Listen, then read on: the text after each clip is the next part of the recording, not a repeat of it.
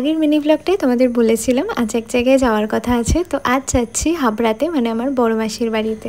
আজকে আবার ভাইফোঁটাও কিন্তু, আর বড় মাসির বাড়িতে মেজো মাসিও এসেছে। তো ভাবলাম সবাই মিলে একটু এক জায়গায় হওয়া যাক। একটু লেটেই বেরিয়েছে, কারণ সকালে বাবা গেছিলো ভাইফোঁটা নিতে, কিন্তু লেটে গিয়ে কোনো লাভ হলো না, বাবা এখনো আসেনি। তো আমি আর মা স্টেশনে পৌঁছে গেছিলাম, তো আমরা চলেই গেলাম। বাবা এরপরে বাসে করে এসেছিল। আজকে তো মাসির বাড়িতে অনেক লোকজন, দিদি আছে, দিদির ছেলে আছে, মেজো মাসি আছে, তার সাথে আমরা তিনজন। সকালে একটু ছাতু খেয়ে বেরিয়েছিলাম, তো যেতে যেতে তো খিদে পেয়ে গেছিলো। গিয়েই ব্রেকফাস্ট করতে বসলাম। ব্রেকফাস্টে ছিল লুচি, তার সাথে আলুর তরকারি। আর আমি মিষ্টি তো খেতেই চাইছিলাম না, তাও মাসি জোর করে একটা আর একটার হাফ দিয়েছে। আমি জানি তোমরা দুর্গাপুজো ভ্লগের সেকেন্ড পার্টটার জন্য ওয়েট করে আছো। আসলে ফেস্টিভ সিজনে এত বিজি ছিলাম যে আমি এডিট করারই টাইম পাচ্ছিলাম না, বাট এবার শিওর পোস্ট করব। দুপুরে লাঞ্চেও অনেক কিছু ছিল, বাট বেস্ট পার্ট ছিল শো স্টপার মাটন। আর দিদি রান্না করেছিল, রান্নাটাও দারুণ হয়েছে। আমরা এদিন রাতে ওখানেই ছিলাম, কিন্তু এত গল্প করায় বিজি ছিলাম আর কোনো ক্লিপসই নেওয়া হয়নি।